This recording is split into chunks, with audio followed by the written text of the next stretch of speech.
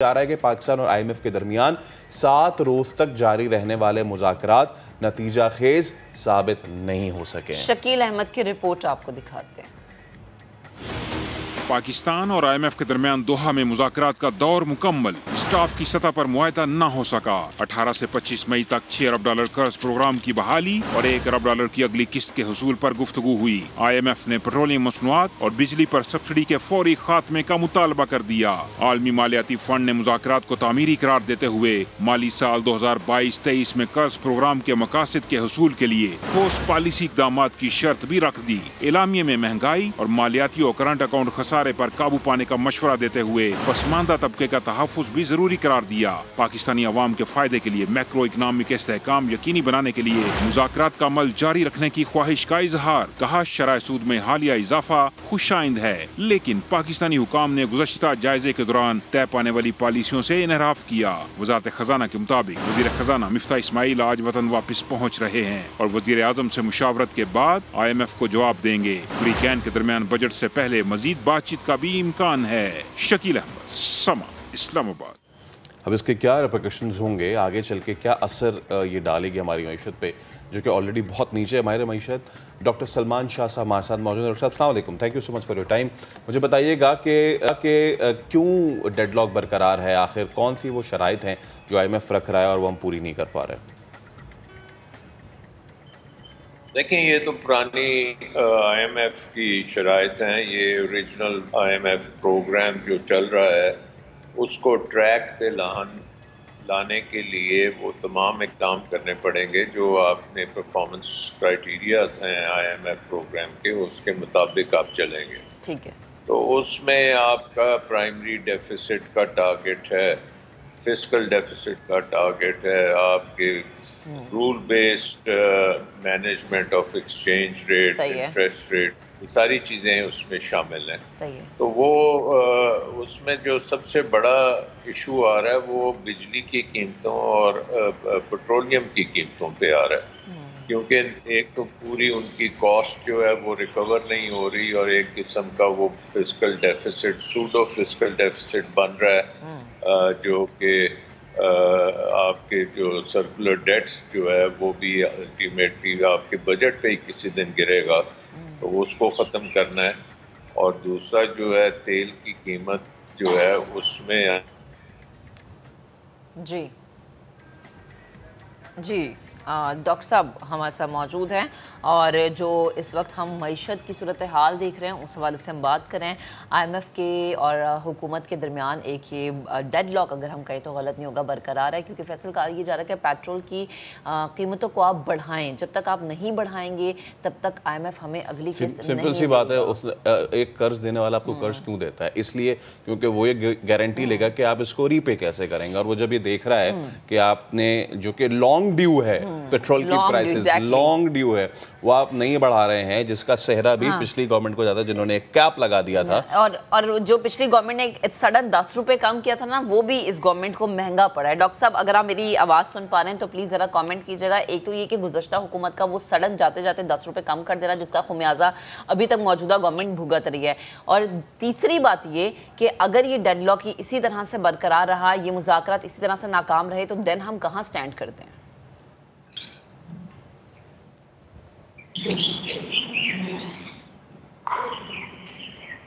جی doctor صاحب آپ مجھے سن پا رہے ہیں؟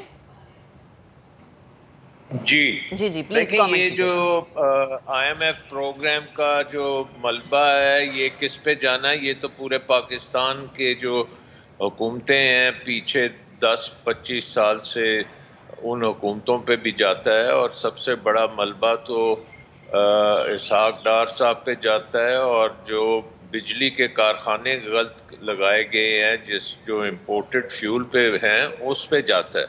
سو یہ تو مفتاح اسماعیل صاحب کو تقریباً 6 ہفتے ضائع کیے ہیں، اور پہلے دن سے یہ ہمیں کر لینا چاہیے تھا، کیونکہ یوکرین کی جنگ کے بعد حالات بہت خراب ہو گئے ہیں، اور انرجی کرائسس پوری دنیا میں ہے، اور اس کو آپ ڈدر کرتے رہے ہیں۔ IMF کہتا رہا ہے کہ یہ آپ کریں، پرائر ایکشنز کریں، واشنگٹن میں بھی انہوں نے کہا کہ آپ پرائر ایکشنز کریں، تو وہ نہیں کیے گئے۔ تو حکومت نے جو کرنٹ گورنمنٹ ہے اس نے تو کوئی ڈیسیژنز لیے ہی نہیں ہیں، اور یہ اس طرح سے اگر آپ گورنمنٹ میں آتے ہیں اور جو کام کرنے ہوتے ہیں وہ آپ کو کرنے پڑتے ہیں، تو وہ کرنا چاہیے تھا. اور ابھی تک یہ جو اتنا کرائسس ہے، یہ آپ دیکھ لیں کہ ووٹ آف نو کانفیڈنس جس دن سے آیا اس دن سے آپ کی جو رسک پریمیم ہے پاکستان کے تمام بانڈز پہ وہ دگنے سے زیادہ ہو گیا. 25% ڈسکاؤنٹ پہ آپ کا بانڈز چل رہے ہیں. اس کا مطلب ہے کہ انٹرنیشنل مارکیٹس میں آپ کی رسائی نہیں ہے، اور آپ یہ اپنے لونز جو ہیں ان کو ری فائنینس نہیں کر سکتے انلیس آپ کا ساتھ IMF کا سرٹیفکیٹ لگا ہو. تو یہ مفتاح صاحب کو پتہ ہے، وہ تو فائنینس کے بندے ہیں، لیکن فائنینس جو ہے اس کو سیاست نہیں کرنی چاہیے، بلکہ یہ جلدی سے جلدی واشنگٹن میں کر لیتے تو بہت اچھی بات تھی. اب دوحہ میں کر لیتے تو پھر بھی ہم سچویشن سے بچ سکتے ہیں. یہ دوائی ہمیں لینی پڑے گی، اور یہ دوائی ہے کہ آپ نے اپنے خسارے ختم کرنے ہیں. آپ نے اپنے جتنی چادر ہے اتنا پاؤں پھیلانا ہے. اس سے زیادہ آپ پھیلائیں گے تو آپ کے اوپر جو قرضے ہیں وہ بہت زیادہ ہیں آلریڈی، اور وہ اور زیادہ ہو جائیں گے. جو بھی یہ بات کرتا ہے کہ IMF پروگرام کا کوئی آسان فارمولا نکل آئے گا جس سے اتنا بوجھ نہیں پڑے گا، اس کو یہ سمجھنا چاہیے کہ پاکستان پہ بیرون ملک قرضوں کا جو بوجھ ہے وہ اس میں اور زیادہ وہ ڈبل ہو جائیں گے اگر ہم نے یہ کام نہیں کیے. آلریڈی ہم دیکھ رہے ہیں کہ نہ ہم سود بھی پے نہیں کر سکتے، ری فائنینس بھی نہیں کر سکتے، ایکسپورٹس ہماری جس طرح سے بڑھنی چاہیے اس طرح سے نہیں بڑھ رہی. تو یہ پھر ہم کیسے اس کو آگے لے کے چلیں گے؟ اب مارکیٹ میں جو قیمت ہے تیل کی انٹرنیشنلی وہ آپ کو ریکور کرنا پڑے گا. سبسڈی آپ کو صرف ان لوگوں کے لیے بنانی پڑے گی جو افورڈ نہیں کر سکتے. آئی تھنک یہ سیاست سے ہم بہت آگے نکل چکے ہیں، اور اب ہمیں ایز اے نیشن ہمیں یہ پروگرام امیڈیٹلی سٹارٹ کرنا چاہیے، اور اس میں کوئی ڈیلے نہیں کرنی چاہیے، کیونکہ خدا نہ خواستہ اگر ہم نے یہ ڈیلے کر دی اور پاکستان ڈیفالٹ میں چلے گیا تو پھر سری لنکا جیسے حالات پیدا ہوں گے، اور اس کا سہرا پھر مفتاح اسماعیل سر کے سر پہ ہوگا، کیونکہ وہ فائنانس منسٹر کی بجائے وہ ایک پولیٹیکل منسٹر بننے کی کوشش کر رہے ہیں اس وقت. ساری بات یہ ہے کہ بلاکیڈ کہاں پہ آ رہا ہے. دیکھیں آپ نے سری لنکا کا ذکر کیا، ابھی سبسڈی کی بھی ہم بات کریں، اس پہ ہم کئی پروگرام کر چکے ہیں کہ یہ جو پیٹرول پہ سبسڈی ہے جو دی جا رہی ہے، اس سبسڈی کا غریب طبقے کو مڈل کلاس کو کوئی فائدہ اس لیے نہیں ہو رہا کیونکہ ہی کنزیومز لیس، اور جو عمرہ ہیں جو کہ بڑی بڑی گاڑیوں میں ہیں ان کو سبسڈی کا زیادہ فائدہ ہو رہا ہے کیونکہ وہ زیادہ ان کو جو ہے وہ پیٹرول کنزیوم کرتے ہیں، سبسڈی زیادہ ان کو ملتی ہے. تو ہم آخر کب اس ماڈل کی طرف جائیں گے جہاں پہ ہم ٹارگیٹڈ سبسڈی کی طرف جائیں؟ دیر کیوں کر رہے ہیں؟ دیکھیں ہمیں پتہ ہے کہ کون سی فیملیز، کتنے خاندان پاکستان میں ہیں جو غربت کی لکیر کے نیچے ہیں، اور ہمیں یہ بھی پتہ ہے کہ ان کی جو فیول کے اوپر خرچہ ہے یا پیٹرول پہ خرچہ جی ہمیں اندازہ ہے.